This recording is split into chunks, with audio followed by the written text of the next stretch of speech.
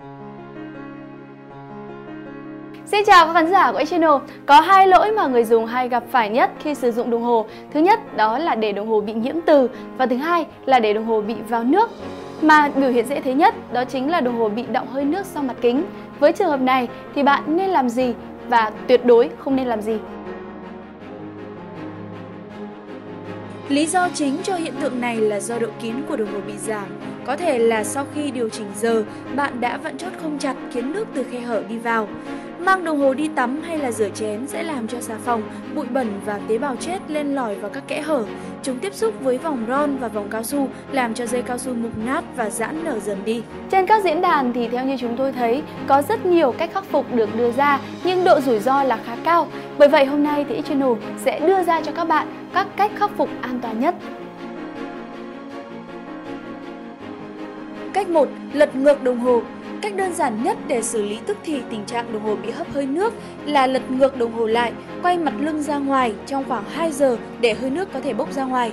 Cách này phù hợp cho những trường hợp bị vào nước nhẹ. Cách 2. Làm khô bằng cách vùi vào gạo rang. Nghe thì có vẻ hơi dân dã nhưng đừng coi thường sức mạnh của gạo. Gạo được rang thật khô, sau đó bỏ vào túi vải và khâu kín lại, có tác dụng hút ẩm rất tốt. Bạn có thể áp dụng cho chiếc đồng hồ bị dính nước của mình bằng cách cho nó vào trong một túi zip có gạo ở bên trong, khóa miệng túi và để trong khoảng 24 giờ. Cách 3. Dùng bột hay là hạt hút ẩm. Bạn có thể kiếm loại bột hay hạt hút ẩm này ngoài các cửa hàng bán vật liệu hay cửa hàng hóa chất. Mua một lượng nhỏ, đổ một lớp hạt vào hộp có nắp đậy kín, cho chiếc đồng hồ vào và phủ thêm một lớp hạt hút ẩm lên trên, đậy nắp lại. Để qua đêm hoặc hơn 24 tiếng để đồng hồ được hút nước tốt nhất. Tuyệt đối nghiêm cấm những hành động sau nếu như bạn không muốn khai tử cho chiếc đồng hồ của mình. Nghiêm cấm, tuyệt đối không dùng máy sấy ở nhiệt độ cao vì hơi nóng sẽ ảnh hưởng đến các linh kiện bên trong. Bọc giấy báo phơi nắng hoặc phơi nắng trực tiếp là một cách không bao giờ được phép làm. Chắc chắn dây da đồng hồ sẽ bị hư sau khi phơi nắng. Việc cần làm nhất khi đồng hồ bị hấp hơi nước là mang ngay ra tiệm sửa uy tín, chùi dầu máy, vệ sinh kim, mặt số sạch sẽ. Kiểm tra độ trữ nước của đồng hồ bằng máy ép nước sẽ phát hiện ra nước vào từ đâu và thoai răng đúng ngay vào chỗ đấy.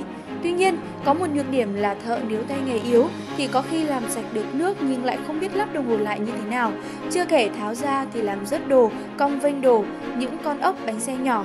Những đồng hồ đắt tiền thì các anh em nên mang ra những chỗ uy tín thì sẽ được sửa chữa một cách tốt nhất.